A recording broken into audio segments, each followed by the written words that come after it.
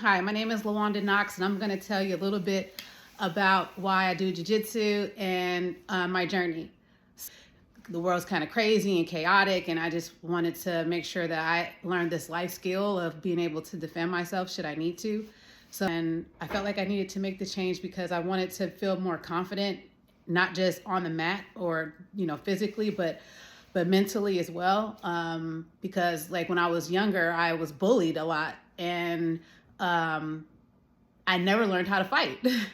And so I was like, now is the time to like learn how to defend myself, and not just physically, but like just speaking up for myself. So I felt like I needed this change because I needed to have that confidence of being able to speak up for myself and be more assertive with myself. And I felt like learning how to defend myself would help me with that confidence, which it did. First of all, I didn't know what to expect. I just kind of, did like a Yelp search and Google search and found mindset. And when I, entered in, Coach David was there, and he like greeted me. Very welcoming and warm environment. So I already felt included when I first got there. And when I did eventually make it on the mat, it was awkward because, never been an athlete, never done martial arts, any kind whatsoever. And so it was just very foreign to me, and then very, very awkward at first. And then I was like, this is kind of cool because, I don't have to worry about getting hurt because I can always tap or they can tap. And so it just basically pulled out of me things that I didn't know was really hidden in within me. I'm learning a lot about myself through this whole experience of jiu-jitsu. Now it's like, man, I'm just try it. Like, you know what I'm saying? Like I had that confidence, like, yeah, you don't want to try it. And I feel like I walk around with that now, even though I'm still don't get into like physical confrontations or fights or anything like that. I just feel like, I'm actually less anxious when I'm in public spaces now because I know that I can create space, but I know I can handle myself better than I could before. And so it's like, I'm not as jumpy. I'm actually probably even more kinder, just because I know what a threat is. I'm more alert, actually. It's taught me a lot about alertness and just being aware of your surroundings because, if something does pop off or jump off, I need to be in a position to be able to defend myself. And now I know how to do that. So now it's like, just am way more alert and self-aware and more confident. And then, like I say, that's on and off the mat. Like even off the mat, like I don't let people walk over me, and I speak up for myself. And also, I just feel better, especially when I have a good training or good training partners. I feel like I've accomplished something that day and that week. And then especially now because I started competing in these tournaments, and which is a whole nother level of experience with jiu-jitsu. It's like there's one thing to come and train with your friends on the mat, and there's another thing to go and put yourself out there of like what you learn and what you've taken away, and go and compete in a competition and sign up and train for it and eat right, and then show up that day and do your very, very best.